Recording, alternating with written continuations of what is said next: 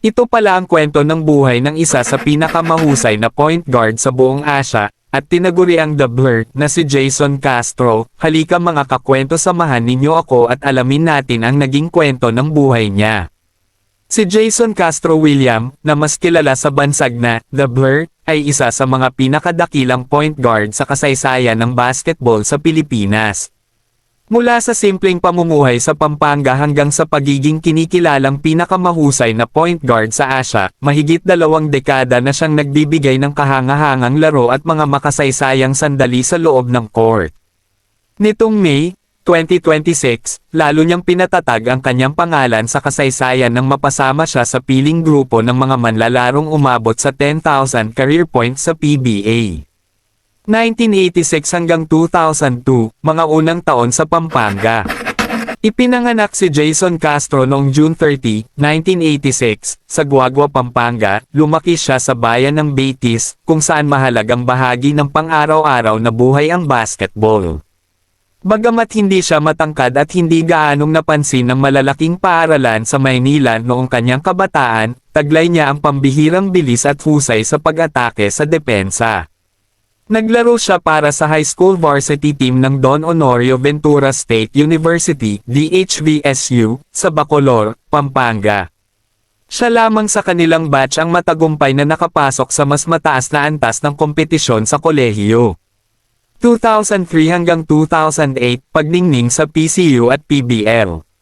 Noong 2003, lumipat si Jason sa Maynila upang maglaro para sa Philippine Christian University, PCU, Dolphins sa NCAA. Mga tagumpay sa NCAA. Kasama si Gabby Espinas, tinulungan niyang mayangat ang PCU mula sa pagiging mahina tungo sa pagiging kampyon. Noong 2004, pinangunahan niya ang koponan sa pagkapanalo ng kanilang makasaysayang NCAA Championship. Naging miyembro rin siya ng NCAA Mythical First Team ng 3 magkakasunod na taon mula 2004 hanggang 2006. Dominasyon sa PBL. Matapos ang NCAA, naglaro siya sa Philippine Basketball League (PBL) para sa Hapay at iba pang koponan. Dito ay nagtamo siya ng 3 MVP awards at nakapag-uwi ng 3 kampyonato. 2008, paglalaro sa ibang bansa. Bago pa man sumabak sa PBA, nagkaroon si Jason ng pagkakataong maglaro para sa Singapore Slingers. Nagkampiyon siya sa ilang internasyonal na torneo at nakatanggap ng MVP honors. Muntik na rin siyang maging unang Pilipinong makapaglaro sa Australian National Basketball League, NBL, ngunit umatras ang Singapore Slingers sa liga dahil sa mga problemang pinansyal at logistical. 2008 hanggang 2012, pagsilang ng The Blur sa PBA. Pagbalik sa Pilipinas, sumali siya sa 2008 PBA Rookie Draft at napili bilang ikatlong overall pick ng TNT Tropang 5G. Sa ilalim ni Chot Reyes, nabuo ang isa sa pinakamalalakas na backcourt sa kasaysayan ng PBA kasama si Jimmy Alapag. Noong rookie season niya, agad siyang nagkampiyon at kalaunan ay nagwagi ng magkasunod na Mr. Quality Minutes Awards.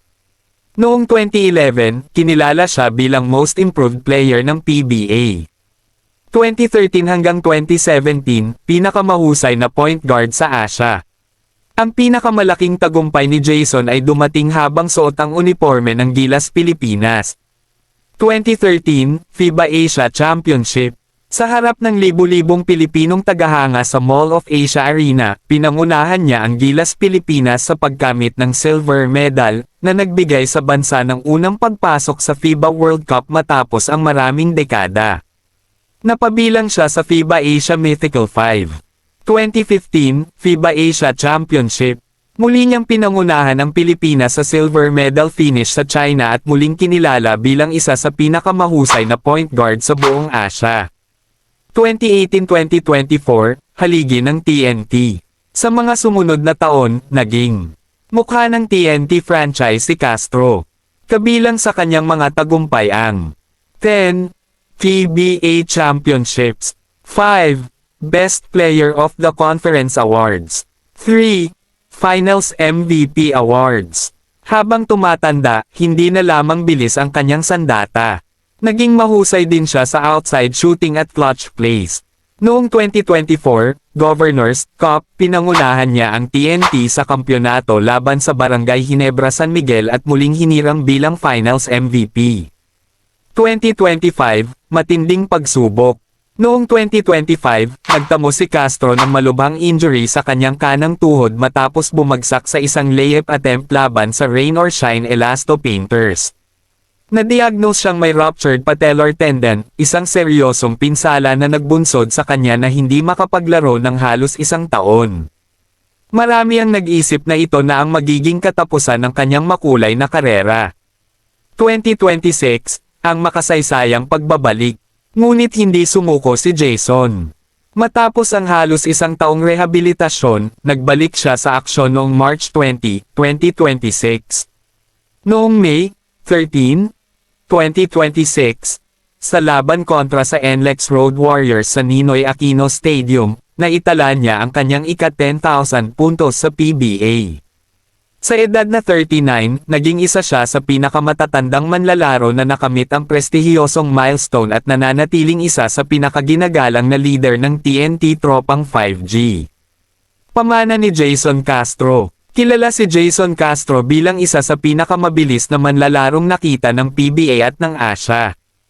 Ang kanyang pambihirang bilis, talino sa laro, pagiging clutch performer, at walang sawang dedikasyon ang dahilan kung bakit siya itinuturing na isa sa mga pinakamahusay na point guard sa kasaysayan ng basketball ng Pilipinas.